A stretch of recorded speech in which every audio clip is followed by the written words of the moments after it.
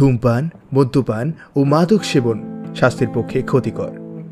Any digital copy of this content is leading to piracy and it's a crime.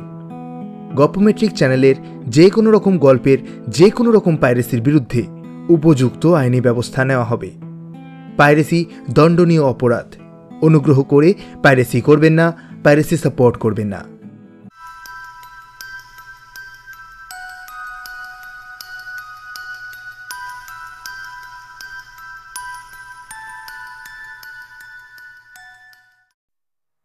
Bangla সাহিত্যের adventure, ভয়, ভালোবাসা ও বেদনা দিয়ে সাজানো আমাদের এই বিশেষ নিবেদন গপ্পোমেট্রিক, ভয় যেখানে অস্তিত্ব অনুসন্ধান করে।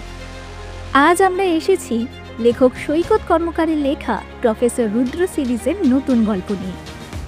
লেখক সৈকত কর্মকার জন্মগ্রহণ করেন ২রা ভাদ্র ১৪০৩ বঙ্গাব্দে বীরভূমের দুবরাজপুর শহরে।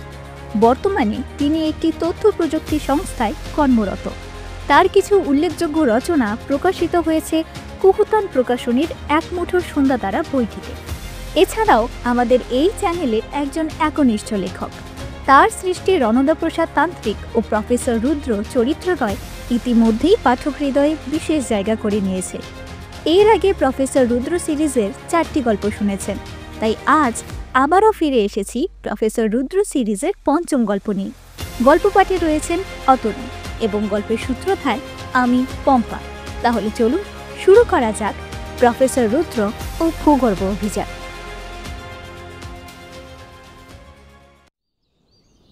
27 এপ্রিল। সকালের ঘুম ভাঙার পর আমার রুটিনটা বড়ই নির্জন। 1 কাপ চা, একটা আধা জং ধরা চেয়ার আর গ্রামের নিস্তব্ধতা, এই নিয়েই আমার সকাল।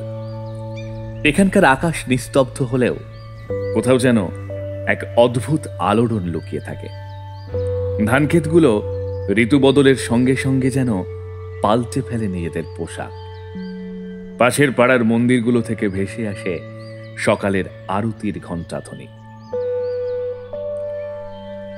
প্রতিদিনের মতো আজও 1 কাপ চা হাতে নিয়ে বারান্দায় বসতে যাচ্ছিলাম।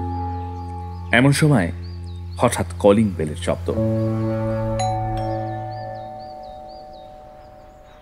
দরজা খুলতেই দেখি বঙ্কু বিহারী বাবু। এনার কথা আগেও বলেছি। পাড়ার লোকেরা যাকে পাগলা পণ্ডিত বলে ডাকে, কিন্তু আমি তাকে বরাবরই শ্রদ্ধার চোখে দেখি। একদিকে উনি বোটানিতে পিএইচডি করেছেন, অন্যদিকে সাইকোলজি ও জিওলজিতেও তার জ্ঞান বিস্ময়কর। এমনকি তিনি এমনভাবে কথা বলেন যেন মনে হবে তিনি কোনো বিখ্যাত মনোবিদ। তার নিজের একটা শখের বাগান আছে, সেখানে নানা রকম গাছ, লতা, গুল্ম, এমনকি পতঙ্গভুক উদ্ভিদেরও দেখা মেলে। আমি মাঝে মাঝেই যাই তার কাছে। লোকে কে কি বলে তাতে আমার কিছু যায় আসে না, কারণ তিনিই একমাত্র মানুষ যার সঙ্গে আমি নির্দ্বিধায় আমার এক্সপেরিমেন্টের কথা ভাগ করে নিতে পারি, কারণ একমাত্র তিনিই আমার এই পাগলামির মর্ম বোঝেন। তিনি এসেই কপাল কুঁচকে বললেন, আচ্ছা রুদ্র, আর কি চলছে বলো তো তোমার ওই বাড়ির পেছনের বাগানে? ওরকম ওরকম তিরপল দিয়ে ঢেকে রেখেছো কেন? কাল রাতে তো দেখলাম সেখানে আলো জ্বলছিল। কি করছো বলো তো? আবার আবার নতুন কোনো এক্সপেরিমেন্ট নাকি? আমি হেসে বললাম, চলুন, আপনাকেই তো দেখাতে চেয়েছিলাম, আর আপনি নিজেই চলে এসেছেন, তাহলে নিজের চোখেই দেখে যান। বাড়ির পেছনের বাগানটাকে বাঁশ দিয়ে ঘরের মতো ঘিরে তার উপর তিরপল দিয়ে ঢাকা দিয়েছি। গাছপালায় ঘেরা নির্জন জায়গাটা এখন আমার অস্থায়ী ল্যাবরেটরি। ভবিষ্যতে পরিকল্পনা করেছি এই ল্যাব মাটির নিচে বানাবো। এখন আপাতত আগাছা সাফ করে একপাশে টিনের ছাউনি নামিয়ে সেখানেই বানিয়েছি কাজের টেবিল। তার উপর রাখা রয়েছে এক্সপেরিমেন্টের নানা সরঞ্জাম। আর বাগানের 4 ভাগের মধ্যে 3 ভাগ জায়গা জুড়ে দাঁড়িয়ে আছে আমার বানানো এক যন্ত্র। বঙ্কবিহারী বাবু একটু অবাক হয়ে বললেন, দেখতে তো একদম আস্ত সাবমেরিন। তবে তবে তিনি কপাল ভাঁজ করে বললেন, এ তো দেখছি অদ্ভুত ধাতব বিশাল যন্ত্র হে। দেখতে অনেকটা সাবমেরিনের মতো মনে হচ্ছে, কিন্তু কিন্তু এর প্রোপেলারটা এরকম সামনের দিকে কেন? আমি হেসে বললাম, কারণ এটা জলের নিচে যাওয়ার জন্য নয় মাস্টার মশাই, এটা মাটির নিচে যাওয়ার জন্য।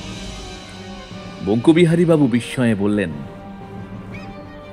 হ্যাঁ, কি বলছো? মাটির জন্য?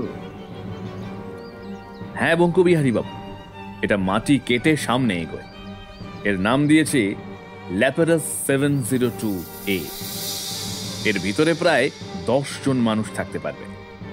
ভেতরে থাকবে জীবন রক্ষাকারী ব্যবস্থা, আধুনিক সেন্সর আর যোগাযোগের পূর্ণ ব্যবস্থা। উনি মুগ্ধ হয়ে যন্ত্রটার গায়ে হাত বোলাতে বোলাতে বললেন, আচ্ছা রুদ্র, তুমি কি জানো মাটির নিচে জৈব স্তরগুলো অনেকটা প্রাচীন ভাষার মতো হয়? ওগুলো ওগুলো বুঝে ওঠা অত সহজ নয়, বুঝলে? ঠিক সেই কারণেই তো আপনাকে দেখাতে চেয়েছিলাম। আমি চাই আপনি এর বায়োলজিক্যাল সেন্সর প্রোগ্রামিংয়ে আমাকে সাহায্য করুন। তিনি একটু চমকে উঠলেন। আচ্ছা আচ্ছা, বেশ, তো সেটা না হয় করলাম, কিন্তু কিন্তু আমি ভেবে পাচ্ছি না কি তুমি এত কিছু একা কিভাবে করবে। কে বলেছে আমি একা করব? এই তো দেখুন, সায়ন্তনী ওখানে রেক্টার স্কেলের মডিফিকেশন নিয়ে কাজ করছে, আর উইলসনও জানিয়েছে সে আজই আসবে। ঠিক তখনই সায়ন্তনী বঙ্কুবিহারী বাবুর দিকে তাকিয়ে বলল, আরে আসুন আসুন মাস্টার মশাই, অনেকদিন দেখা নেই আপনার সঙ্গে।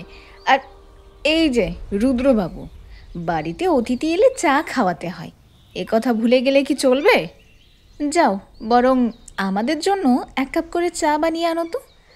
আর মাস্টার মশাই চলুন, আপনাকে পুরো ব্যাপারটা আমি ব্যাখ্যা করছি। এই সায়ন্তনী খুব পাজি।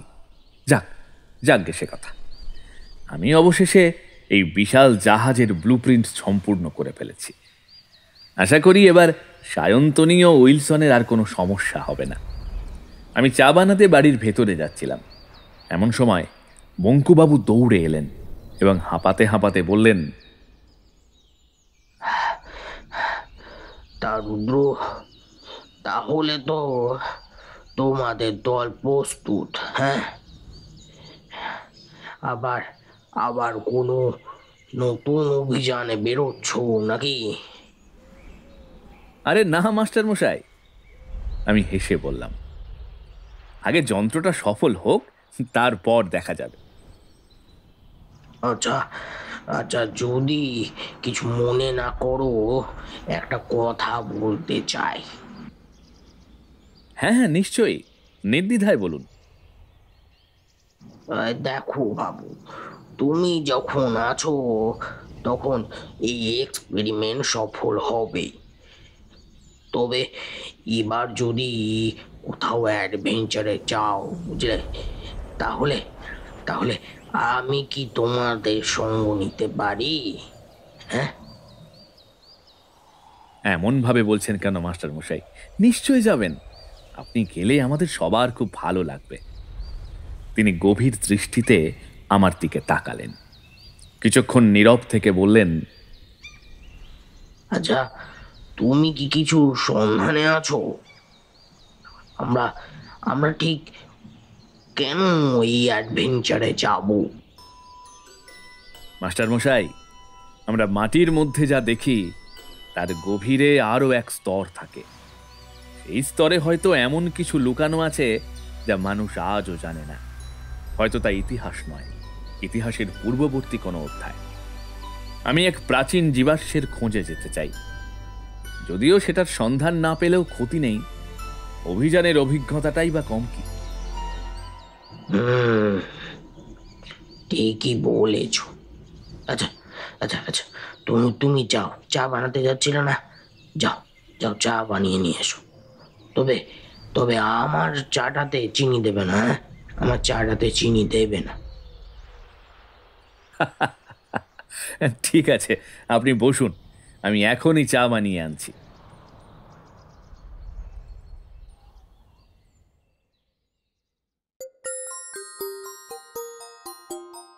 29 জুন, প্রায় 1 মাস হয়ে গেল আমি আমার বাগান বাড়িতে পা রাখিনি। আসলে যেতে দেওয়া হয়নি। যাওয়ার ইচ্ছা প্রকাশ করলেই সায়ন্তনী সাফ জানিয়ে দিত, তুমি যন্ত্রের ব্লুপ্রিন্ট জমা দিয়েছো, তাই এখন আর এখানে আসার দরকার নেই। জাহাজ তৈরি হলে তোমাকে নিজেই খবর পাঠানো হবে। আমি তখন আর তর্ক করিনি। মাস্টার মশাই একদিন এসে দেখা করেছিলেন, তাকেও জানিয়েছি এখন কাজ চলছে, যন্ত্রটি সম্পূর্ণ হলে আমি নিজেই তাকে খবর দেব। 30 জুন, গতকাল রাত্রে সায়ন্তনী জানিয়েছে যন্ত্রটি প্রায় প্রস্তুত, আমি চাইলে গিয়ে দেখে আসতে পারি। তবে ঠিক করলাম পরদিন সকালেই যাব। 1 জুলাই, আজ সকালে মাস্টার মশাইকে সঙ্গে নিয়ে যখন বাগান বাড়িতে পৌঁছালাম, এক মুহূর্তের জন্য স্তব্ধ হয়ে গেলাম। চোখের সামনে এক বিশাল যন্ত্র, যার অর্ধেকটা মাটির নিচে আর বাকি অর্ধেকটা মাটির ওপরে। পুরো শরীরটা যেন এক আস্ত কাঁকড়ার মতো, যেন ভূমির বুকে উদ্ভাসিত এক রহস্যময় দানব। ঠিক তখনই সায়ন্তনী এসে আমাদের নিয়ে গেল যন্ত্রটির সামনে। সেই বঙ্কুবাবুর দিকে তাকিয়ে বিস্তারিত ব্যাখ্যা দিতে শুরু করলো। সে বলল, দেখুন বঙ্কুবাবু, এই যন্ত্রের ব্লুপ্রিন্ট কিন্তু রুদ্র তৈরি করেছেন, সুতরাং আসল ক্রেডিট গোজ টু হিম। তবে আপনার কাছ থেকে সেদিন কিছু গুরুত্বপূর্ণ তথ্য পাওয়ার পর আমরা সেই অনুযায়ী এর একটি মডিফাইড ভার্সন তৈরি করেছি। চলুন আপনাদের ভেতরের দিকটা দেখাই। এই বলে আমাদের নিয়ে যন্ত্রটির ভিতরে প্রবেশ করল। ল্যাপ্রাসে প্রবেশ করে আমার প্রথম অনুভূতিটি ছিল যেন আমি এক অদৃশ্য নিঃশব্দ নগরীর প্রবেশদ্বার অতিক্রম করলাম। বাইরের পৃথিবীর কোনো কোলাহল এখানে নেই, দিনের আলো স্পর্শ নেই, শুধু এক রহস্যময় নীরবতা এবং প্রযুক্তির ক্ষীণ শ্বাস ফেলার শব্দ। সায়ন্তনী আমাদের নিয়ে গেল প্রথম কক্ষে। এটি একটি ছোট তবে চমৎকারভাবে সজ্জিত গ্রন্থাগার। ওয়ার্ম লাইটের মৃদু হলুদ আলো গোটা ঘরটিকে এক রহস্যময়তায় আচ্ছন্ন করেছিল। বইয়ের সেলফগুলো একটির পর একটি সুবিন্যস্তভাবে সাজানো। কিছু প্রাচীন, কিছু আধুনিক বাঁধাই করা বই আছে সেখানে। বইগুলোর বিষয়বস্তু দেখে আমি বিস্ময়ে অভিভূত হয়ে গেলাম। মাটি, খনিজ, জীবাশ্ম, ভূতত্ত্ব এবং মাটির নিচের অজানা জৈব জগতে যেন ভূমিরাজ্যের এক সমুদ্র গ্রন্থাগার। আমি মুগ্ধ দৃষ্টিতে তাকিয়ে বললাম, এত বই, এখানে কত বই রেখেছ? সায়ন্তনী হালকা হাসি হেসে কপাল থেকে চুল সরিয়ে বলল, 4521টি। বুঝতে পারলাম শুধু সংগ্রহ করেই থেমে থাকেনি সে, প্রায় প্রতিটি বই পড়ে ফেলেছে। এটা এখন স্পষ্ট যে মাটির সম্পর্কে যে জ্ঞান সেখানে এখন মাস্টার মশাই এবং সায়ন্তনী দুজনেই আমার চেয়ে বহু এগিয়ে। মনে হচ্ছে দিনের বেশিরভাগ সময় আমাকে এখানেই কাটাতে হবে। ঠিক সেই সময় বঙ্কুবিহারী বাবু বইয়ের এক সারির সামনে দাঁড়িয়ে গম্ভীর গলায় বললেন,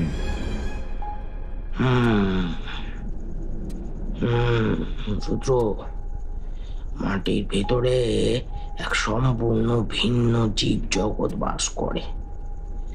তারই প্রমাণ এই এই বইগুলোর পৃষ্ঠায় পৃষ্ঠায় লুকিয়ে আছে। গ্রন্থাগার থেকে বেরিয়ে সায়ন্তনী আমাদের নিয়ে গেল একটি এক্সপেরিমেন্ট রুমে। ঘরটি ছোট হলেও গঠনে একটি পূর্ণাঙ্গ গবেষণাগারের ছাপ স্পষ্ট। একপাশে সাজানো রয়েছে বিভিন্ন বৈজ্ঞানিক যন্ত্রপাতি, মাইক্রোস্কোপ, মাটির নমুনা বিশ্লেষণকারী device, chemical analysis set, data recorder. তখন আমাকে উদ্দেশ্য করে সায়ন্তনী বলল, রুদ্র, মাটির গভীরে নেমে আমরা যদি কোনো অজানা পদার্থ, জীবাশ্ম বা অচেনা প্রাণীর সন্ধান পাই, তাহলে তৎক্ষণাৎ এখানে এনে তার প্রাথমিক বিশ্লেষণ করতে পারবো। আর হ্যাঁ, তুমি চাইলে এখানেই তোমার নিজস্ব কিছু ক্ষুদ্র পরীক্ষাও চালাতে পারো। এরপর সায়ন্তনী আমাদের নিয়ে চলল সেই ঘরের দিকে, যা বিশেষভাবে আমাদের থাকার জন্য তৈরি করা হয়েছে। ঘরটি আকারে সরু, কিন্তু এত দক্ষতার সঙ্গে নির্মিত যে অল্প জায়গার মধ্যেও এক স্বস্তিদায়ক ও বাসযোগ্য পরিবেশ তৈরি হয়েছে। একদিকে একটি স্লাইডিং বেড, যার নিচে জরুরি প্রয়োজনের জন্য রাখা আছে এমার্জেন্সি কিট। দেয়ালে বসানো ছোট একটি লকেট সেলফ, ব্যক্তিগত সামগ্রীর জন্য। সিলিংয়ের সঙ্গে যুক্ত একটি নরম আলো, যার আলোর মাপ এমনভাবে নিয়ন্ত্রিত যেন দিনের আলোর অভাব অনুভূত না হয়। সব শেষে সায়ন্তনী কিছুটা গম্ভীর সুরে বলল, চলো এবার তোমাদের নিয়ে চলি আমার রাজ্যে, ক্যাপ্টেনের কেবিনে। তোমাদের বলে রাখি, এই অভিযানের পরিকল্পনা শুরু হওয়ার আগেই সায়ন্তনী শর্ত দিয়েছিল, এই অভিযানে সেই হবে ল্যাপ্রাস জাহাজের ক্যাপ্টেন। আমি তাতে অনায়াসে সম্মত হয়েছিলাম, কারণ আমি ল্যাপ্রাস জাহাজের ব্লুপ্রিন্ট এমনভাবে তৈরি করেছি যেখানে ক্যাপ্টেনের কাজ মূলত পর্যবেক্ষণ ও সমন্বয়, কোনো জটিল নির্দেশনার নয়। কেবিনের দরজা খুলতেই মনে হলো যেন এক আধুনিক বৈজ্ঞানিক রাজ দরবারে প্রবেশ করলাম। চারিদিকে নানা ম্যাপ ও যন্ত্রপাতির বাহার। দেয়ালে টাঙানো রয়েছে thermometer, barometer, hygrometer, compass, flowmeter, seismograph, pH meter. এছাড়াও ছিল আরও বহু পরিমাপ ও বিশ্লেষণ যন্ত্র। সায়ন্তনী এবার একে একে প্রতিটি যন্ত্রের কার্যপদ্ধতি মাস্টারমশাইকে ব্যাখ্যা করতে শুরু করল। মাস্টারমশাই, এই যে এইটা থার্মোমিটার, মাটির ভেতরে তাপমাত্রা পরিমাপের জন্য। এই যে ব্যারোমিটার, যা ভূগর্ভীয় বায়ুচাপ পরিমাপ করে। এটা হলো হাইগ্রোমিটার, যা আর্দ্রতার মাত্রা মাপে। দিক নির্ণয়ের জন্য কম্পাস রেখেছি। যদিও মাটির গভীরে চুম্বকীয় বিচ্যুতি হয়, তখন কম্পাস কোনো কাজ করবে না। তবে মাটির ভিতরে কোনো প্রবলেম হলে আমরা ল্যাটিটিউড ও লঙ্গিটিউড, অর্থাৎ অক্ষাংশ ও দ্রাঘিমাংশ ধরে চলব। আর এই ফ্লোমিটার যন্ত্রটি ভূগর্ভের যে কোনো তরলের সন্ধান দেবে। আর এটা হচ্ছে সিসমোগ্রাফ ও এই রিক্টার স্কেলের মডিফাইড ভার্সন, যা মাইক্রো ভূমিকম্পন ধরার জন্য তৈরি করেছি। তা কেমন লাগলো? সায়ন্তনী প্রতিটি যন্ত্রের কাজ ব্যাখ্যা করছিল, যেন মাটির নিচের প্রতিটা স্পন্দনকে সে নিজের হাতে স্পর্শ করতে পারছে। আমি অনুভব করছিলাম এই যাত্রার আসল ক্যাপ্টেন হিসেবে সে নিজেকে এতদিন তৈরি করেছে। সায়ন্তনী আমাদের দিকে তাকিয়ে বলল, আমরা যা খুঁজতে যাচ্ছি সেটা হয়তো পৃথিবীর ইতিহাসের হারিয়ে যাওয়া এক অধ্যায়। আর এর জন্য আমাদের প্রতিটা মুহূর্ত, প্রতিটা স্পন্দন, প্রতিটা বদল লক্ষ্য রাখতে হবে। ভুল করলে আমরা আর ফিরতে পারবো না, তাই না রুদ্র? আচ্ছা রুদ্র, আমরা কি খুঁজতে যাচ্ছি বলতো বাবু? একটা প্রাণী জীবাশ্ম। এই বলে আমি তাকে একটা বই দেখালাম। তিনি বললেন, এই যে হরপ্পা সভ্যতার হারানো তথাকথিত গল্প। তারা এমন এক প্রাণীর পূজা করত যেটা দেখতে সাপের মতো, কিন্তু এদের মুখটা দেখতে অনেকটা ঘোড়ার মতো হতো। হরপ্পার অনেক প্রাচীন লিপিতে এদের দেখা মেলে। ইয়েস, একদম ঠিক ধরেছেন। আমরা সেই প্রাণী জীবাশ্মের সন্ধানে যাচ্ছি। তখন মাস্টার মশাই বললেন, সে তো গল্প কথা, আসলে আসলে কি সেই সমস্ত প্রাণীর কোনো অস্তিত্ব আছে? মাস্টার মশাই, আমাদের পৃথিবীর যা জীবভর তার 0.001% আমরা আবিষ্কার করতে পেরেছি। তার মানে এখনো অনেক প্রাণী আছে এই পৃথিবীর বুকে, এখনো অনেক আবিষ্কার বাকি।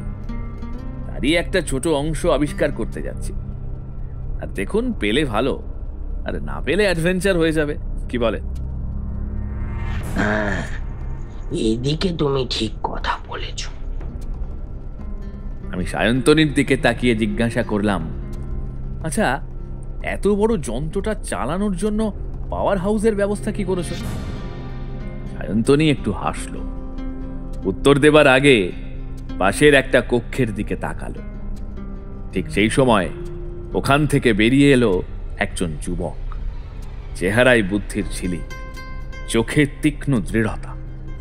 সে এগিয়ে এসে বলল, স্যার, আমরা এমন একটা পদ্ধতি উদ্ভাবন করেছি যেখানে মাটিতে থাকা বিভিন্ন খনিজ পদার্থ আর লবণকে সাকশন মডিউল দিয়ে সংগ্রহ করা হবে। তারপর সেই উপাদানগুলোকে জলের সাথে বিক্রিয়া করানো হবে।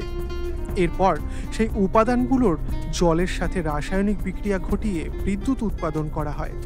এটি একটি রিনিউয়েবল পদ্ধতি এবং যা মাটির নিচেই এর সার্কিট পূর্ণ করবে। এই বিক্রিয়ার ফলে জল হাইড্রোলাইসিসের মাধ্যমে বিভাজিত হবে। হাইড্রোজেন ও অক্সিজেন অক্সিজেন ব্যবহৃত হবে আমাদের শ্বাস প্রক্রিয়ার জন্য, আর হাইড্রোজেন মাটির খনিজের সঙ্গে বিক্রিয়া করে শক্তি উৎপন্ন করবে। এভাবেই আমাদের জাহাজ ল্যাপ্রাস চলবে। আমি সায়ন্তনীকে জিজ্ঞেস করলাম, আচ্ছা সায়ন্তনী, এ কে? আগে তো কখনো দেখিনি। সায়ন্তনী হালকা হেসে বলল, ও হচ্ছে স্টিভ, উইলসনের সঙ্গে এসেছে। ইলেকট্রোকেমিস্ট্রিতে বিশেষজ্ঞ, খুব মিষ্টি ছেলে, আমাদের টিমের নতুন সদস্য। আমি স্টিভের দিকে তাকিয়ে বললাম, তাহলে তো ধরে নেওয়াই যায় যদি জল না থাকে এই ব্যবস্থাও ব্যর্থ হবে, তাই তো? জল না থাকলে অক্সিজেন পাবো না, আর যন্ত্রও চলবে না, তাই তো?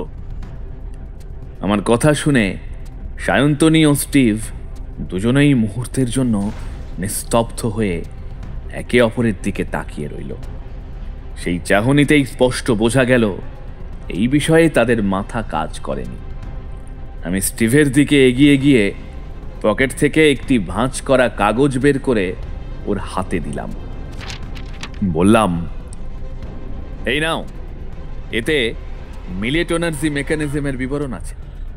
এটি ব্যবহার করলে 5 ঘন্টা জলের অভাবেও ল্যাপ্রাস নির্ভরযোগ্যভাবে চালানো সম্ভব। তবে অক্সিজেনের ঘাটতি পূর্ণ করতে অক্সিজেন সিলিন্ডার কিন্তু রেখো। স্টিভ বিস্ময়ে কাগজটি খুলে পড়তে লাগলো। পড়া শেষ হতেই ওর মুখে প্রশংসার এক প্রশান্ত হাসি ফুটে উঠল। আমি আবার সায়ন্তনীকে প্রশ্ন করলাম, আরেকটা বিষয়, যখন আমরা মাটির গভীরে এগিয়ে যাব তখন তো পেছনে একটা ফাঁকা গর্ত থেকে যাবে, সেটা কিভাবে সামাল দেবে? যদি ঠিকমতো ভরাট না হয় তবে তো ভূগর্ভ ফাঁপা হয়ে যাবে, পরে সেখানে ধস নামতে পারে। সায়ন্তনী নিশ্চিন্ত গলায় উত্তর দিল, সব পরিকল্পনা আগেই করে রাখা হয়েছে রুদ্র। সামনে লেজার ব্লেড দিয়ে যে মাটি কাটা হবে সেটি সাকশন পাইপের মাধ্যমে সঙ্গে সঙ্গে পিছনের গর্তে পাঠানো হবে। ফলে কোনো ফাঁকা স্থান তৈরি হবে না, মাটি নিজেই তার স্থান পূরণ করবে।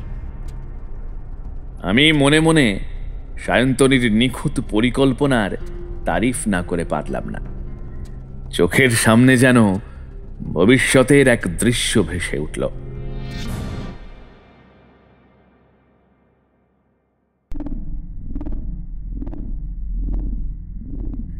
আমাদের ল্যাপ্রাস জাহাজ ভূগর্ভের অন্ধকার জগতে নির্ভয়ে এগিয়ে চলেছে। ঠিক তখনই বঙ্কুবিহারী বাবু গুরুগম্ভীর গলায় প্রশ্ন করলেন, বাবু, ধরো ধরো যদি ভূগর্ভস্থ কোনো জলাশয় বা লাভার মুখে পড়ে যায়, তখন কি হবে? হ্যাঁ, তখন কি হবে? আর আর ওই যে সামনের প্রপেলারটা যদি ক্ষয়ে যায় তাহলে কি হবে শুনি? হ্যাঁ? সায়ন্তনী কোনো দ্বিধা না করে গলা শক্ত করে বলল, চিন্তার কিছু নেই মাস্টারমশাই। আমরা ল্যাপ্রাস তৈরি করেছি রুদ্রর আবিষ্কৃত সাইক্লেস্টোর ধাতু দিয়ে। এটা এমন এক ধাতু যা নিজে নিজে মেরামত করতে পারে, বলতে পারেন সেলফ হিলিং মেটাল। অর্থাৎ ক্ষয় হলেও কয়েক মিনিটের মধ্যে নিজেকে সারিয়ে ফেলবে। আর এটা ওয়াটারপ্রুফও, সাবমেরিনের ফিচার আছে এখানে। তাই নাকি? যাক বাবা, বেঁচে গেলাম। এবার দেখি এই যন্ত্রটা কাজের সময় কেমন ফলাফল দেয়। ঠিক সেই সময় দেখি উইলসন এসে হাজির। তার হাতে একটা মিনি পোর্টেবল যন্ত্র। এই উইলসনের একটা হাত যান্ত্রিক। একটা অ্যাক্সিডেন্টে তার একটা হাত কাটা পড়ে, তখন থেকেই তার একটা হাত যান্ত্রিক। তবে এর জন্য তার মনে কোনো দুঃখ নেই, সবসময় মুখ ভরা হাসি। উইলসন বলল, রুদ্র, ল্যাপ্রাসের মেকানিক্যাল বডির সমস্ত জয়েন্ট আর মোটর সিস্টেম ঠিকভাবে বসিয়ে দেওয়া হয়েছে। এখন চাইলে তুমি পরীক্ষা করে দেখতেই পারো। আমি, সায়ন্তনী আর বঙ্কুবিহারী বাবু একে অপরের দিকে তাকালাম। সবার ভেতরে একটা শিহরণ ছড়িয়ে পড়ছিল। সামনে কি অপেক্ষা করছে আমরা জানি না, কিন্তু একটা জিনিস নিশ্চিত, আমাদের ল্যাপ্রাস জাহাজ আর থামবে না, এগিয়ে চলবে অজানা ভূগর্ভের রহস্যের পানে। তাই আজ আমি সবকিছু খুঁটিনাটি দেখে নেব এবং আগামী পরশু রওনা দেব বলে ঠিক করলাম।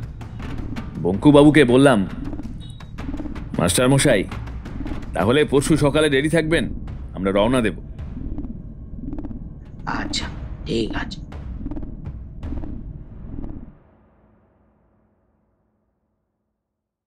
3রা জুলাই, আজ সেই বিশেষ দিন যখন আমরা প্রথমবারের মতো ল্যাপ্রাসতে উঠে মাটির গভীর জগতে প্রবেশ করব।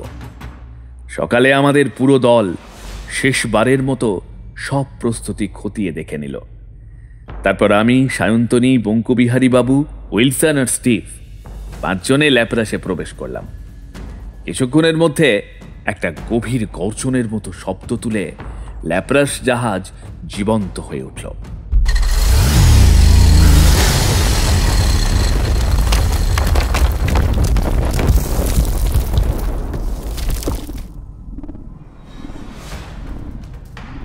ধীরে ধীরে আমাদের জাহাজ নেমে যেতে শুরু করলো মাটির গভীরে। এক অনুপম অনুভূতি। উপরে থাকা পৃথিবীর আলো ক্ষীণ হয়ে এলো, চারপাশের মাটি আমাদের ঘিরে ধরতে শুরু করলো। আলো, শব্দ, গন্ধ সব কিছু বদলে যাচ্ছিল, যেন আমরা ধীরে ধীরে ঢুকে যাচ্ছি এক সম্পূর্ণ অন্য জগতে। ল্যাপ্রাসের বাইরের দৃশ্য ক্যামেরার মাধ্যমে ভেতরের স্ক্রিনে ভেসে উঠছিল।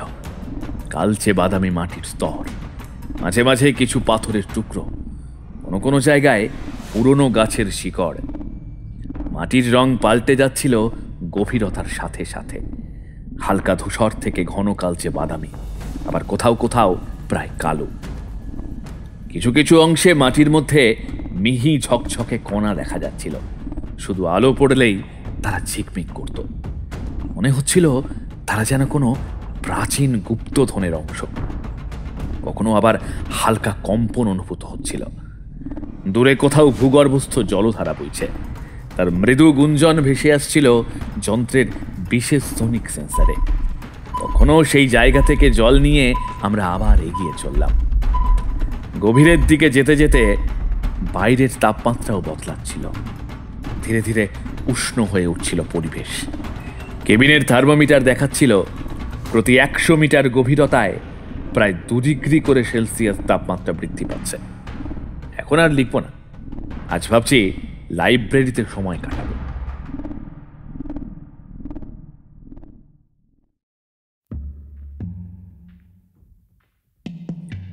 পাঁচই জুলাই, 3 দিন কেটে গেছে ল্যাপ্রাসের এই রহস্যময় যাত্রার মধ্যে। আমার বেশিরভাগ সময় কাটছে লাইব্রেরি আর ল্যাবরেটরিতে। লাইব্রেরিতে ঢুকলেই যেন একটা অন্য জগতে চলে যাই। নরম ওয়ার্ম লাইটের আলোয় সারি সারি বই সাজানো, প্রত্যেকটি বই মাটি, ভূগর্ভ, জীবাশ্মবিদ্যা আর মাটির নিচের অদেখা প্রাণ জগতের ওপর লেখা। বাকি সবাই নানা কাজে ব্যস্ত, আর আমি এই সুযোগে এগুলো পড়ে ফেলতে চাই।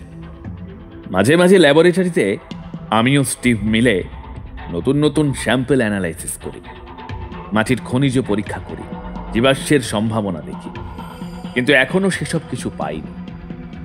বাইরের পৃথিবী যেন হারিয়ে গেছে আমাদের কাছ থেকে। মাঝে মাঝে রাতের বেলায় যখন ল্যাপ্রাসের ইঞ্জিনের মৃদু গুঞ্জন ছাড়া আর কোনো শব্দ থাকে না, আমি জানালার পাশে দাঁড়িয়ে থাকি, ভাবি এই অন্ধকার মাটির ভিতর কি আদৌ আর কিছু আছে?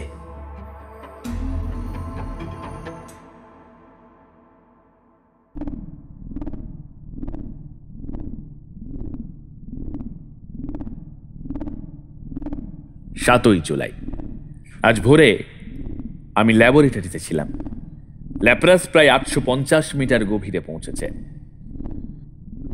এমন সময় সায়ন্তনী হঠাৎ কন্ট্রোল রুম থেকে চিৎকার করে ডাকল।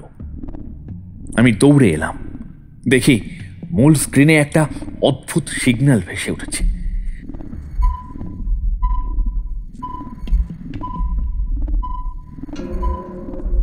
টুকটুকে নীল রঙের একটা তীব্র আলো চক্রাকারে ঘুরছে।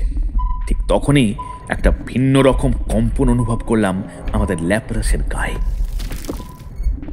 বঙ্কুবিহারী বাবু মনে হয় নিজের কক্ষে ছিলেন, তিনিও এসে হাজির। তিনি ভয়ে ভয়ে বললেন, কি মশাই, কি হচ্ছে মশাই? এ তো সাধারণ ভূমিকম্পের কম্পন নয়। কি হচ্ছে রুদ্র? হ্যাঁ। উইলসন তখন সিসমোগ্রাফের পাশে বসে হিসেব করছিল। ও বলল, রুদ্র, এগুলো কোনোটা প্রাকৃতিক কম্পন নয়, এগুলো প্রত্যেকটার একটা নির্দিষ্ট প্যাটার্ন আছে। মনে হচ্ছে সামনে অনেক বড় এবং বিস্তৃত একটা শিলাস্তর আছে। আমি বললাম, Sayantani, extra laser propeller activate করো, চলো সাবধানের সাথে এগিয়ে দেখি। আর হ্যাঁ, ল্যাপ্রাসের ফ্রন্ট ক্যামেরা আর স্ক্যানার অন করো। যখন ক্যামেরা চালু হলো, আমরা সবাই অবাক।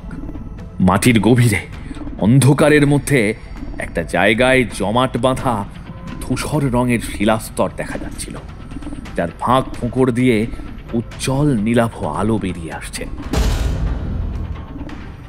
সায়ন্তনী চাপা গলায় বলল, এইটা কোন খনিজ? এইটা যেন কোনো রাসায়নিক ক্রিয়ার ফল। তবে ওই দেখো, এটা দেখে মনে হচ্ছে এটা যেন যেন কেউ বানিয়েছে।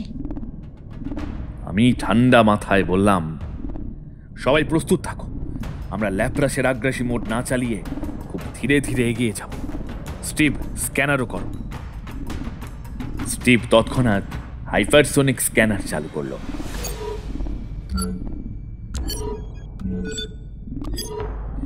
শিলার নিচে পাওয়া গেল কিছু অদ্ভুত গঠন, ঠিক যেন বিশাল গম্বুজের মতো গড়ন। মাটি দিয়ে ঢাকা থাকলেও স্পষ্ট বোঝা যাচ্ছিল এই কাঠামো সম্পূর্ণ প্রাকৃতিক নয়। আমরা মাটি খুঁড়ে একটু একটু করে এগিয়ে চললাম। চারিদিকের চাপও বাড়ছিল, ভেতরের বাতাসের তাপমাত্রা ও আর্দ্রতাও দ্রুত পরিবর্তিত হচ্ছিল। হঠাৎই আমাদের ল্যাপ্রাস ধাক্কা খেল। আচমকা সামনে থেকে এত জোরে ধাক্কা এলো যে আমি নিজেকে সামলাতে না পেরে পড়ে যেতে বসেছিলাম। স্টিভ চেঁচিয়ে উঠল, স্যার, কিছু একটা আমাদের স্ক্যানিং বিমে প্রতিরোধ সৃষ্টি করছে। শিলার ফাটলের মধ্যে প্রবেশ করতে হবে, একদম জোর করবে না, প্রযুক্তি ব্যবহার করে স্লো সাকশন মডিউলে চালাও। কিছুক্ষণের মধ্যেই ল্যাপ্রাস অল্প একটু ফাঁক তৈরি করে এগিয়ে গেল, আর তখনই সামনে খুলে গেল একটা রহস্যময় দৃশ্য। এক বিশাল গম্বুজাকৃতি কাঠামোর ভেতরে প্রবেশ করলাম আমরা। চারদিকে পাথরের দেয়াল, কিন্তু সেই দেয়ালে খোদাই করা ছিল অদ্ভুত প্রতীক, যা পুরনো কোনো মানব সভ্যতার অংশ। সেই লেখা থেকে ছড়িয়ে পড়ছিল নীলাভ আলো। মনে হচ্ছিল যেন মাটির গভীরে একটা প্রাচীন প্রাণ আজও নিঃশব্দে অপেক্ষা করছে। সায়ন্তনী বলল, ও মাই গড, হোয়াটস দ্যাট রুদ্র? আমি বললাম, রেডিয়াম। এমন সভ্যতা যারা লেখার জন্য রেডিয়াম ব্যবহার করত, যেটা অন্ধকারে জ্বলে। আমি হাঁক দিলাম আর স্ট্রিপকে বললাম, ফাস্ট ফাস্ট ফাস্ট স্ট্রিপ, চারিদিকে স্ক্যানার চালিয়ে দাও, আর এই সাকশন টিউব দিয়ে ঘিরে এক একটা স্যাম্পল জাহাজের ভিতরে নিয়ে এসো তাড়াতাড়ি। সায়ন্তনীকে বললাম, আমাদের অবস্থান কোথায় সায়ন্তনী? ও বলল, থর মরুভূমি, রাজস্থান, সেন্ট্রাল পয়েন্ট জয়সলমের কাছে, Latitude 26.9157 degree north, longitude 70.9083 degree east. Good, sample collect করো। হতে পারে এটা হরপ্পা সভ্যতার বিলুপ্ত ইতিহাস।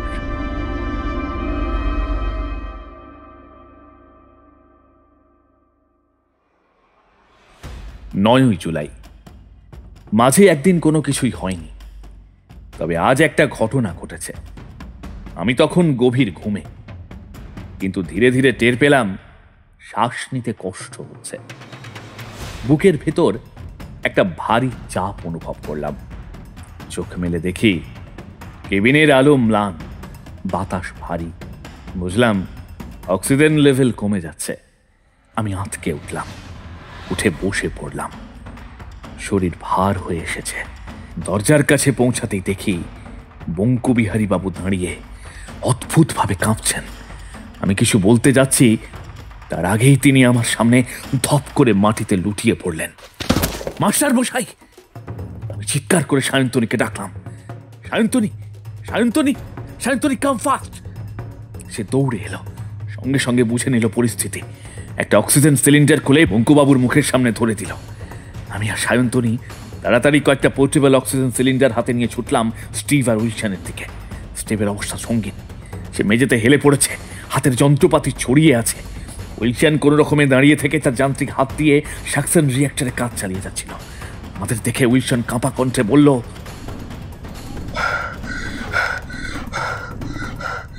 রুদ্র, আমরা মরুভূমির নিচে ঢুকে পড়েছি। এখানে মাটিতে খনিজ থাকলেও জল নেই। ফলে আমাদের সাকশন রিঅ্যাক্টর অক্সিজেন তৈরি করতে পারছে না। আমার গলা শুকিয়ে গেল। আমি জিজ্ঞাসা করলাম, গভীরতা কত গভীরতা? উইলসন ক্ষীণ গলায় বলল,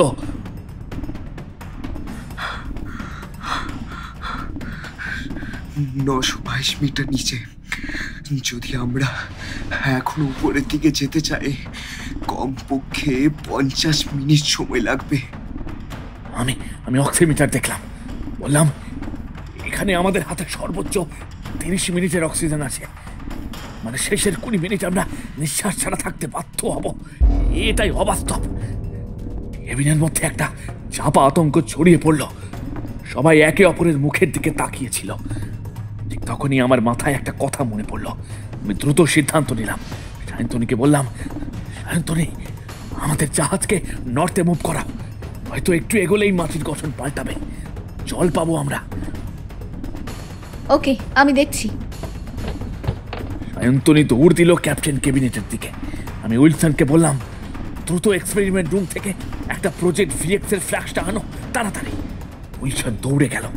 কিছুক্ষণের মধ্যে একটা মেটালিক ক্যানিস্টার হাতে ফিরে এলো। ভেতরে হালকা সবুজাব আভাস ছড়াচ্ছে। আমি সেটাকে অক্সিজেন জেনারেটর চেম্বারে ঢুকিয়ে দিলাম। এটাই আমার শেষ তুরুপের তাস। প্রথম 5 মিনিট কোনো পরিবর্তন হলো না। আমরা সবাই হতাশ চোখে পরস্পরের দিকে তাকিয়েছিলাম। তারপর হঠাৎ অক্সিজেন সেন্সারে হালকা একটা ওঠানামা দেখা গেল। ধীরে ধীরে পরিবেশে অক্সিজেনের মাত্রা বাড়তে লাগলো। স্টিভ উঠে বসলো, মুখে হাসি ফুটল। সেই সময় সায়ন্তনী এসে জিজ্ঞাসা করলো, ওকে, আয়ো ওকে রুদ্র, তুমি ঠিক আছো? আমরা এখনো জলের সন্ধান পাইনি, কিন্তু অক্সিমিটারে দেখলাম ল্যাপ্রাসের ভেতর অক্সিজেনের পরিমাণ বাড়ছে। এটা কিভাবে পসিবল? আমি বললাম, আমি আগেই ভেবেছিলাম আমরা যদি এমন কোনো জায়গায় যাই যেখানে মাটির নিচে জল থাকবে না, তাহলে সেখানে আমাদের সাধারণ হাইড্রোলাইসিস কাজ করবে না। অর্থাৎ মিলেটোনার্জি মেকানিজমের জন্য জাহাজ চললেও অক্সিজেন তৈরি করতে পারবে না। তাই আমি বিশেষ এক ধরনের শৈবাল ও প্যারাসাইটের মিশ্রণে এই অর্গানিজম তৈরি করেছি। এর নাম দিয়েছি ভিটাওক্স। ভিটাওক্স একটা জৈব যন্ত্র যা সরাসরি মাটির খনিজ থেকে কার্বন ডাই অক্সাইড শোষণ করে অক্সিজেন উৎপন্ন করতে পারে। এটা জল ছাড়াই খনিজ দিয়ে অক্সিজেন তৈরি করে। You are God. I survived this journey because of you. আমি ভয় পাই না, কারণ আমি জানি মৃত্যু আমার ল্যাবের একটা প্রজেক্ট মাত্র।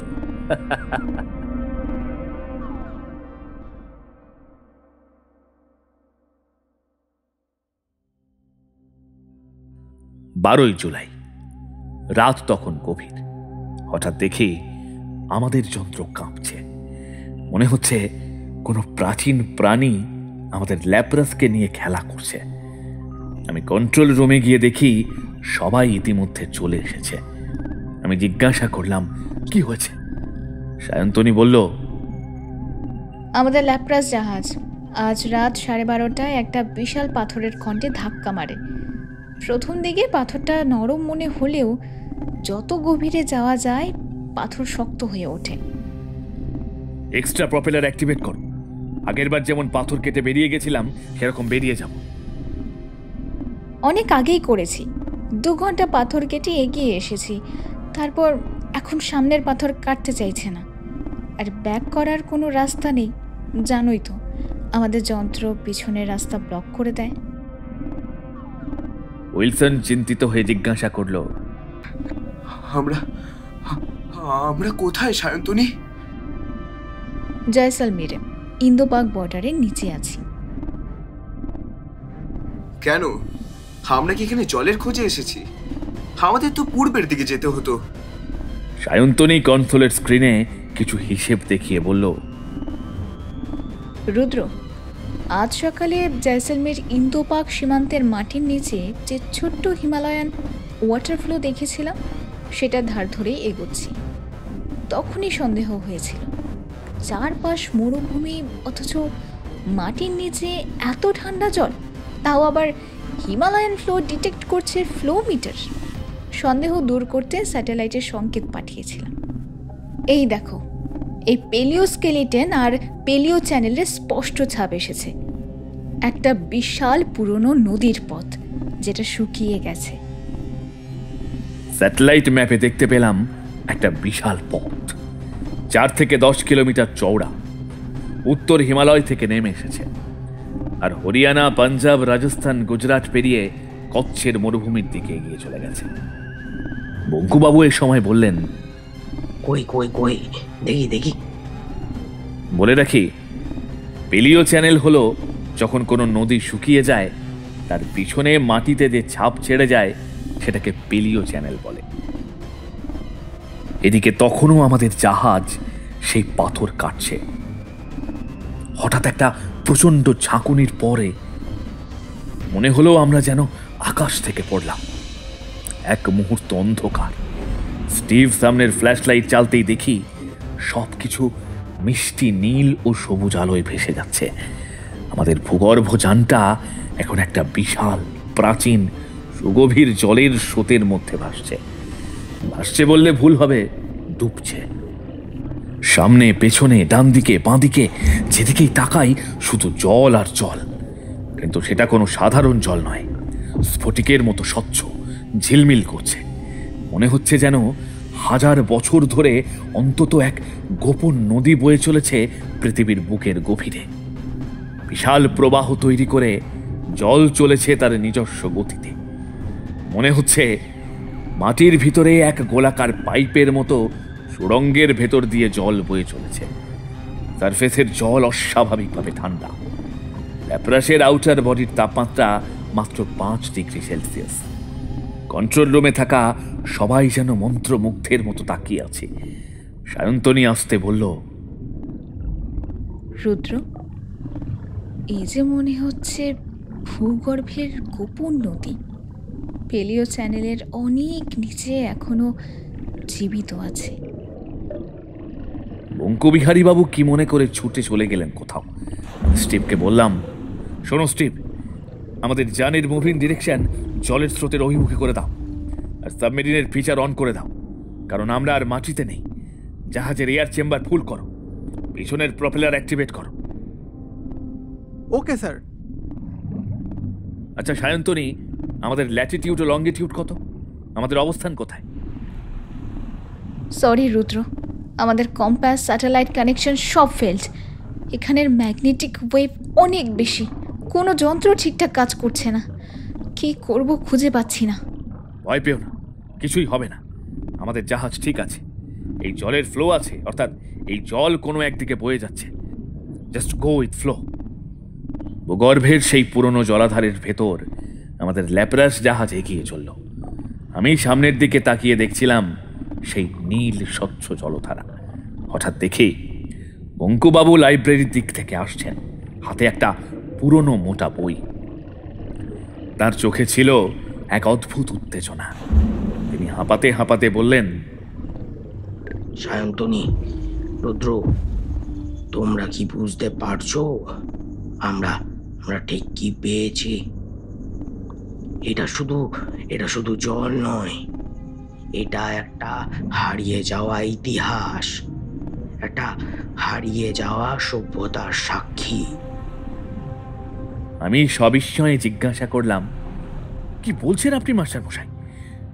বঙ্কুবাবু বইয়ের পাতাগুলো দ্রুত উল্টে আমাদের সামনে ধরে বললেন,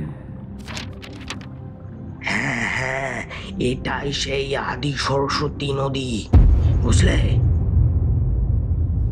সরস্বতী নদী, যে নদী সম্পর্কে আমরা শুধু পৌরাণিক কাহিনীতে শুনেছি। বঙ্কুবাবু যেন সেই মুহূর্তে ইতিহাসের কুয়াশা সরিয়ে নিয়ে আসছিলেন সামনে। তিনি বলতে শুরু করলেন, ঋগ্বেদে এই সরস্বতী নদীর প্রথম উল্লেখ পাওয়া যায়। সেখানে এই নদীর অনেক নাম।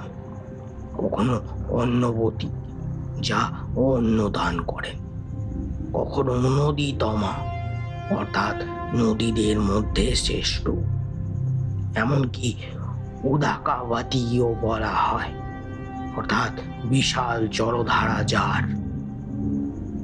মনে করা হতো গঙ্গা যমুনার থেকেও এই নদী জল অনেক বেশি পবিত্র ছিল।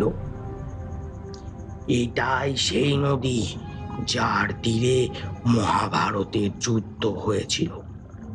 বলা হয় মহর্ষি বেদব্যাস ও শ্রী গণেশ এই নদীর তীরে বসেই মহাভারত রচনা করেছিলেন। আমি চাপা উত্তেজনায় বললাম, আপনি জানেন আপনি এখন কি বলছেন? যদি এটা প্রমাণিত হয়, তাহলে এটা কোনো সাধারণ জীবাশ্ম বা প্রাকৃতিক গুহার চেয়ে অনেক বড় আবিষ্কার। এটা তো এক সভ্যতার হারিয়ে যাওয়া জীবন রেখা। বঙ্কুবাবু মৃদু হেসে তার হাতে ধরা পুরনো বইটা আমাদের সামনে মেলে ধরলেন। পাতায় আঁকা ছিল প্রাচীন ভারতের মানচিত্র, যেখানে সরস্বতী নদীকে দেখা যাচ্ছিল যমুনার পূর্বে এবং সুতলেজের পশ্চিমে প্রবাহিত হতে। তিনি বললেন, দেখো, এই নদীর ধারা ইন্দাস, চেনাব, ঝিলম, বিয়াস, সুলতেজ এইসব বড় বড় নদীকে একত্র করেছিল। বলা হয় সরস্বতী নদী ছিল তাদের মাতৃ নদী। ঋগ্বেদে ৭২ বার এই নদীর নাম এসেছে। তন্দ ব্রাহ্মণ ও জৈমিনিয়া ব্রাহ্মণ গ্রন্থে উল্লেখ আছে এই নদী মরুভূমির এক নির্দিষ্ট জায়গায় গিয়ে অদৃশ্য হয়ে যায়। বলা হতো তখন থেকেই এই নদী মাটির নিচে গুপ্তভাবে প্রবাহিত হচ্ছে। আর আজ হাজার হাজার বছর পরে আমরা সেই নদীর নিদর্শন খুঁজে পেয়েছি। তোমরা বুঝতে পারছো? আমরা সেই নদীর নিদর্শন খুঁজে পেয়েছি। কথাগুলো শুনে আমার শরীরের লোম খাড়া হয়ে উঠল। এ যেন কেবল একটা বৈজ্ঞানিক অভিযান নয়, এ ছিল মানব ইতিহাসের হারিয়ে যাওয়া কর্চা আবিষ্কারের এক অবিস্মরণীয় মুহূর্ত। সায়ন্তনী ততক্ষণে সাবমেরিনের সমস্ত সেন্সর চালু করে দিয়েছে। উইলসন সেই জলের স্যাম্পল কালেক্ট করে নিয়েছে। স্ক্রিনে স্পষ্ট দেখা যাচ্ছিল পাইপের ভেতর দিয়ে জল বয়ে চলেছে, আর তার চারপাশে জীবাশ্মের ছাপ, প্রাচীন পাথরের স্তর, আর মাঝে মাঝে অদ্ভুত কিছু খোদাই, যা হয়তো কোনো সভ্যতার ছাপ রেখে গেছে। আমরা সবাই নীরব হয়ে দাঁড়িয়েছিলাম। বোধহয় এই প্রথমবার প্রযুক্তি আর পুরাণ হাত ধরাধরি করে এক অমর সত্যের সামনে আমাদের দাঁড় করিয়েছিল।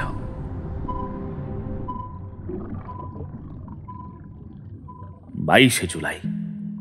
গত 5 দিন ধরে যেন সবকিছু থেমে গেছে।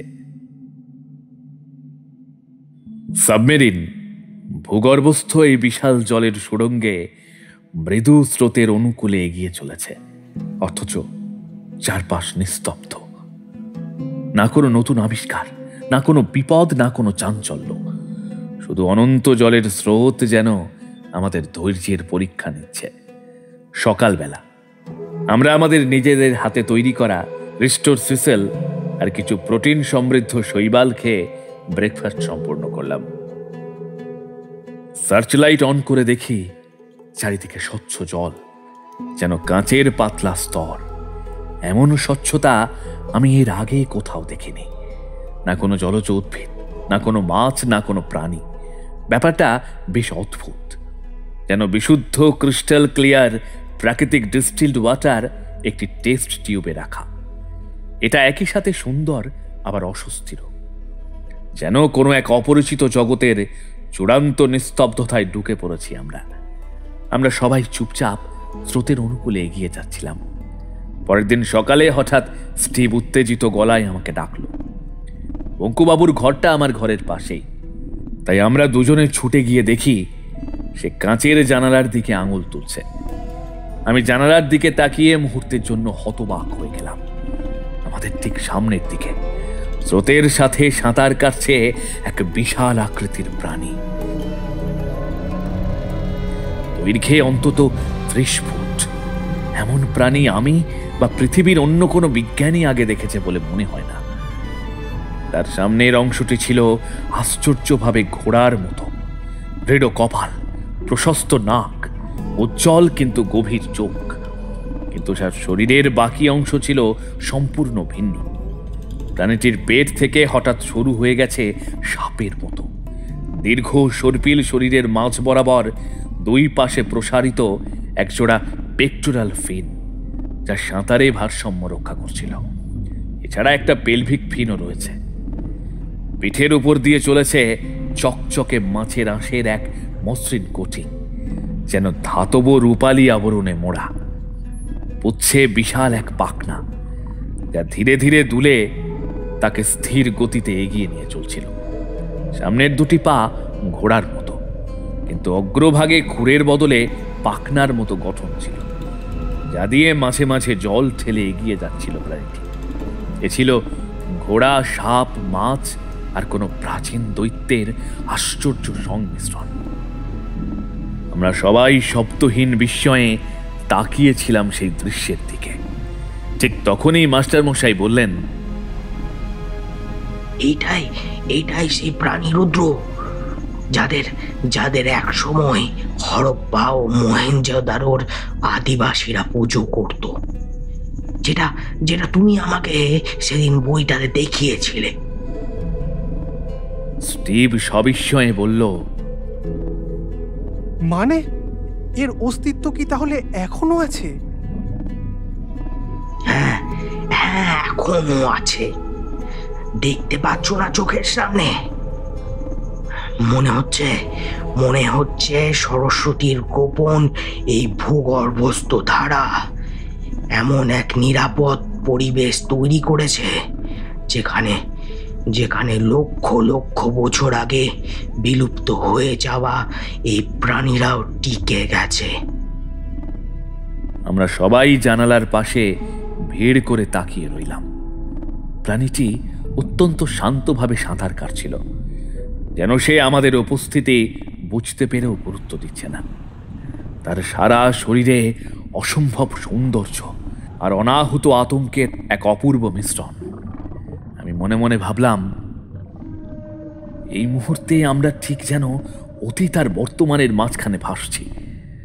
সময়ের স্রোত আমাদের এমন এক জায়গায় নিয়ে এসেছে যেখানে বিলুপ্তির গল্পগুলো এখনো বেঁচে আছে, শ্বাস নিচ্ছে আমাদের চোখের সামনে। সায়ন্তনী ধীরে ধীরে সাবমেরিনের গতি কমিয়ে দিল, যাতে আমাদের ল্যাপ্রাস জাহাজটি প্রাণীটিকে ভয় না দেখায়। স্টিভ দ্রুত ক্যামেরা অন করে রেকর্ডিং শুরু করলো। আমরা সবাই নিঃশব্দে সাক্ষী রইলাম ইতিহাসের এক অনন্য মুহূর্তের। দেখলাম বঙ্কুবাবু বললেন, স্পিসিস ডেজিগনেশন ইকুইসাইরাস সার্পেন্টিনাস।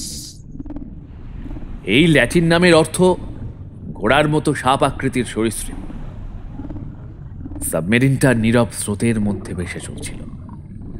আমরা সবাই মন্ত্রমুগ্ধের মতো তাকিয়েছিলাম সেই বিশাল রহস্যময় প্রাণীটার দিকে, যা আমাদের সামনে রাজকীয় ভঙ্গিতে সাঁতার কাটছিল।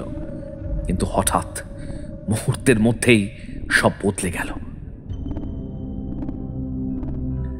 প্রাণীটি থমকে দাঁড়ালো, তার মাথা একটু বাঁকিয়ে আমাদের দিকে চেয়ে রইল। তার চকচকে কালো চোখে যেন একটা বন্য চেতনার স্পার্ক। তার শরীরের পেশিগুলি টান টান হয়ে উঠল। আমাদের সার্চলাইটের আলো যেন ওকে উত্তক্ত করছিল। হঠাৎ এক অপ্রত্যাশিত গর্জনের সাথে সেই বিশাল দেহী জলদানব আমাদের দিকে ছুটে এলো।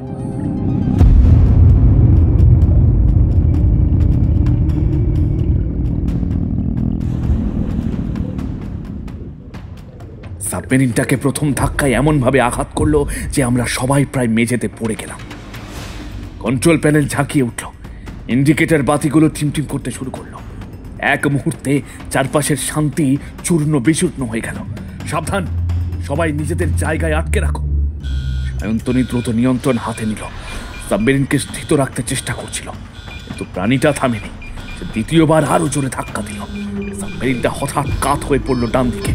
জলের মধ্যে আমাদের যান ভারসাম্য হারিয়ে স্রোতের সাথে ঘুরতে লাগলো। স্টিভ চিৎকার করে বলল, আমাদের কিছু একটা করতে হবে, না হলে এই জায়গাতেই শেষ। আমি বললাম, নোংর ফেলো। কি এই স্রোতের মধ্যে? হ্যাঁ, ওর গায়ে আটকে ফেলো, অন্তত আমরা ওর গতিকে কাজে লাগিয়ে এগোতে পারবো। এক মুহূর্তের বিলম্ব না করে নিক্ষেপ করলো। আমাদের সাবমেরিনের সাথে সংযুক্ত ছিল, কিন্তু তখনই ঘটল দুর্ঘটনা। গ্রাপলিং হুক আমাদের জাহাজ থেকে আলাদা হচ্ছিল না। হয়তো ওই প্রাণীটার আঘাতের ফলে ওই জায়গাটা আটকে গেছে। এমন সময় কিছু না ভেবে উইলসন দৌড় দিল।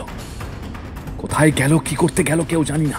তার ঠিক সমস্ত জাহাজে তখন এক গভীর উৎকণ্ঠা। সায়ন্তনী গ্রাপলিং হুক ফেলার চেষ্টা করলো, কিন্তু কিছুতেই পারছিল না। স্রোতের বেগ, জলের চাপ আর রহস্যময় জলের নিচে এক অচেনা শক্তি, সব মিলিয়ে আমাদের যন্ত্রপাতি যেন অকার্যকর হয়ে পড়ছিল। সায়ন্তনী কম্পিউটারের দিকে তাকিয়ে কাঁপা কণ্ঠে বলল, নোংর অ্যাক্টিভ হচ্ছে না রুদ্র। আমরা যদি এখনই থামতে না পারি তাহলে সাবমেরিন আর ধরে রাখা যাবে না। এদিকে ওই প্রাণীর হামলাতে ল্যাপ্রাসের এক্সোস্কেলিটন বিকল হয়ে পড়ছে। হঠাৎ এক মুহূর্তে একটা তীক্ষ্ণ ধাতব শব্দ। মনে হলো নোংর ছুটে গিয়ে কোথাও আটকেছে। সবাই উঠে দাঁড়ালো। স্ক্রিনে চোখ রাখতেই সবাই আনন্দে উৎফুল্ল হয়ে উঠল। আমাদের নোংর ওই প্রাণীটার গায়ে আটকে গেছে রুদ্র, আমাদের নোংর আটকে গেছে। সবাই আনন্দে একে অপরের হাত ধরে জানাচ্ছি যে আমরা সফল। ঠিক সেই সময় আমাদের ল্যাপ্রাস জাহাজের তলদেশ থেকে ভেসে উঠছে একটা দেহ, নিষ্পন্দ, নিথর। উইলসন।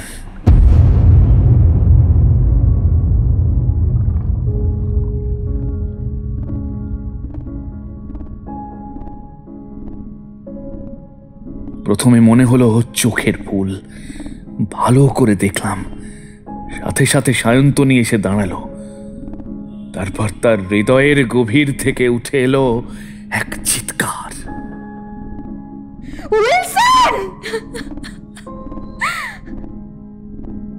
আমি উঠে দাঁড়িয়ে গেলাম, আমার কণ্ঠ ভেঙে যাচ্ছে। আমরা স্ক্রিনে তাকিয়ে দেখি তার দেহটা জলের মধ্যে ধীরে ধীরে ঘুরছে, অন্ধকারের জলের তলে তলিয়ে যাচ্ছে। তার হেলমেটটা ভাঙা, সুটের শিল ভাঙা, মনে হয় জল ঢুকে গেছে শরীরে। স্টিভ এগিয়ে এসে দরজার দিকে দৌড়াতে চাইল, আমি ওর কাঁধে হাত রেখে থামালাম, জানালাম অনেকটা দেরি হয়ে গেছে। এটাও বললাম, দরজা খুললেই আমাদেরও মৃত্যু হবে স্টিভ। সায়ন্তনী, আমাদের স্যুটে জল প্রতিরোধ নেই। সি অ্যাডাপ্টিভ স্যুট কোথায় সায়ন্তনী? সায়ন্তনী নিঃশব্দে দেয়ালে হেলে পড়ল, চোখ থেকে অশ্রু গড়িয়ে পড়ছে। সে বলল, যান মাটির গভীরের জন্য তৈরি করা হয়েছিল, তাই জলের মধ্যে থাকা কোনো স্যুট আনা হয়নি। রেসপিরেশন পিল, সি অ্যাডাপ্টিভ স্যুট কিচ্ছু আনা হয়নি। আমরা কি ভেবেছিলাম আমরা এমন এক রহস্যময় জলজগতের মুখোমুখি হব?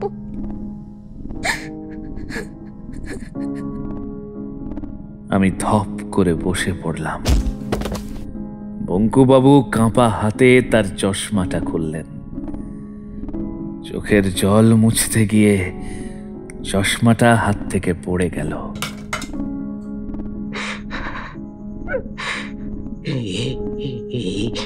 এই ছেলেটা খুবই ভালো ছিল, খুবই ভালো ছিল। আমাকে কাকু বলে ডাকছিল এই কদিন, আমাকে কাকু বলে ডাকছিল। আমার কণ্ঠে কোনো শব্দ নেই, আমার শুধু মনে পড়ছিল উইলসনের সেই হাসি মাখা মুখটা, যখন সে বলেছিল, If something happened, Rudra, you take the lead. You stay calm always. কিন্তু আমি শান্ত ছিলাম না। আমার চোখ ঝাপসা হয়ে আসছে, বুকের ভিতর এমন একটা ব্যথা যেন কেউ চেপে ধরেছে। একজন বিজ্ঞানের মৃত্যু নয়, আমি আমার ভাইকে হারালাম। মৃত্যুর সময় তার চোখ খোলা ছিল, আর সেই চোখে ছিল না কোনো ভয়, ছিল শুধু এক নির্ভরতার ছায়া। যেন সে জানত তার মৃত্যু বৃথা যাবে না। আমরা সবাই তখন স্থির, কেউ কথা বলছে না, শুধু সাবমেরিনের যন্ত্রপাতি নিজের মতো শব্দ করছে। আমরা শুধু দাঁড়িয়ে রইলাম চুপচাপ সেই স্ক্রিনের সামনে। জলধারার গভীরে মৃত্যুর নিঃশব্দ কোল থেকে ভেসে আসছে আমাদের এক অভিযাত্রী। এই সময় প্রাণীটা একটা প্রচন্ড আর্তনাদ করে উঠল, আর আমাদের সাবমেরিন তখন যেন তার সাথে বাঁধা একটা খেলনার মতো জলতলে ছুটে চলল। সেই মুহূর্তের চাপে মনে হচ্ছিল আমাদের হাড় গোড় সব ভেঙে যাবে। পুরো যন্ত্র কেঁপে উঠছিল, কন্ট্রোল রুমের মনিটরগুলো কাঁপছিল, ইমার্জেন্সি লাইট অন হয়ে গেছে, বাইরে অবিরত চমকাচ্ছিল জলের ঢেউ আর অদ্ভুত বুদবুদ। দৃশ্যটা ছিল একেবারে ভয়ঙ্কর ও আশ্চর্যকর। প্রাণীটা অসম্ভব গতিতে সাঁতার কাটতে শুরু করলো, তার বিশাল পুচ্ছ পাখনা জলের মধ্যে আছড়ে পড়ছিল, সৃষ্ট হচ্ছিল দানবীয় স্রোত। আমরা যেন প্রবল ঝড়ের মধ্যে ভাসমান একটা কাগজের নৌকা।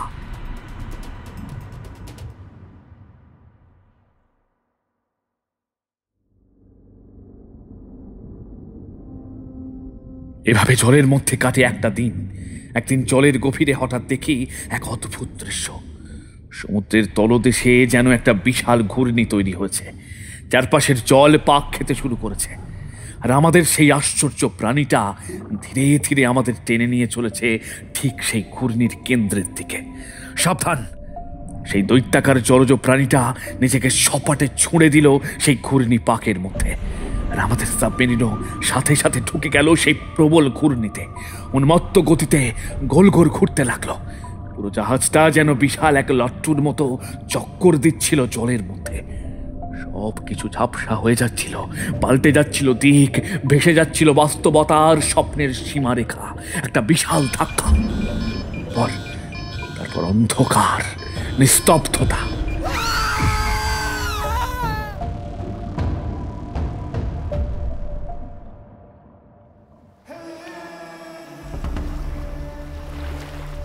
কিছু সময় পরে, জানি না কতক্ষণ, চোখ খুলতেই দেখি আমরা জলতলের ওপরে উঠে এসেছি। সূর্য আলো ছড়াচ্ছে নীল সমুদ্রের গায়ে, গুনগুন হাওয়া বইছে। আমি কন্ট্রোল প্যানেল দেখে থমকে গেলাম। আমরা গুজরাটের পোর্ট বন্দরের প্রায় 1000 কিলোমিটার দূরে সমুদ্রের মধ্যে ভেসে উঠেছি। সাবমেরিনের ভেতরে চারদিকে ছড়িয়ে ছিটিয়ে রয়ে পড়েছে যন্ত্রপাতি। সায়ন্তনী মেঝেতে পড়ে, স্টিভ দেয়ালের পাশে হেলান দিয়ে তবে অবচেতন। সায়ন্তনী চোখে হাত দিয়ে উঠে বসার চেষ্টা করছে। স্টিভ মাথা নাড়ছে, যেন কিছু বুঝে ওঠার চেষ্টা করছে। বঙ্কুবাবু গম্ভীর চোখে ছাদের দিকে তাকিয়ে আছে। একটু একটু করে সবাই জ্ঞান ফিরে পাচ্ছিল। প্রথমে আমাদের সব কিছুকে স্বপ্ন মনে হচ্ছিল, কিন্তু উইলসনের অনুপস্থিতি জানিয়ে দিচ্ছিল আমাদের অভিজ্ঞতা কোনো কল্পনা ছিল না। তবে তার বলিদান মিথ্যে গেল না, পেলাম না। আমরা সেই স্থানের অবস্থান যেখানে সরস্বতী নদী বাহিত হচ্ছে। হঠাৎ স্টিভ সাবমেরিনের ডেকের দিকে ছুটে গেল। দেখলাম নোঙরের সাথে কিছু একটা করছে। কিছুক্ষণ পর দেখি একটা বিশাল সামুদ্রিক মাছের আঁশ, বিকট বড়, সোনালী রঙের, সূর্যের আলোয় চকচক করছে। হঠাৎ বঙ্কুবাবু জাহাজের গবেষণা ইউনিটে রাখা কয়েক ফোঁটা পবিত্র সরস্বতী জলের নমুনা নিয়ে এলেন। আজও সেই টেস্ট টিউবে স্বচ্ছ কাঁচের মতো দীপ্তিময়। আমার চোখের কোণায় জল এলো। আমরা সত্যি পারলাম। উইলসনের বলিদান মিথ্যে যায়নি। সত্যি এবার আমরা প্রমাণ করতে পারবো যে সেই সরস্বতী নদীর জলের ছোঁয়া আমরা পেয়েছি। অঙ্কুবাবু ধীর গলায় বললেন,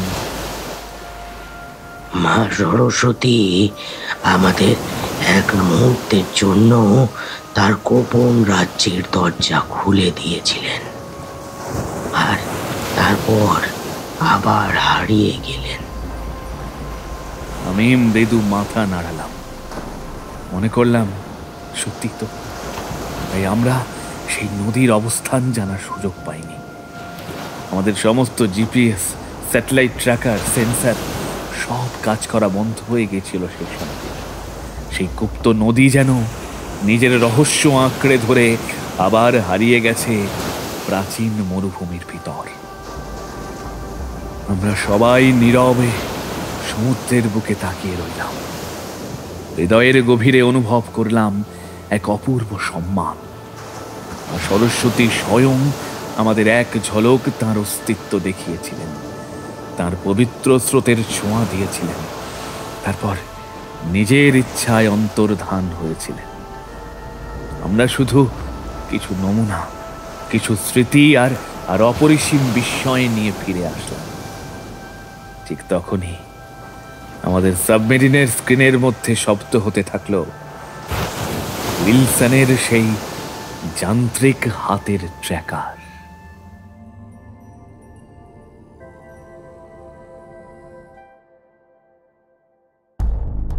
এভাবেই শেষ হলো আজকের গল্প প্রফেসর রুদ্র চতুর্থ অভিযান।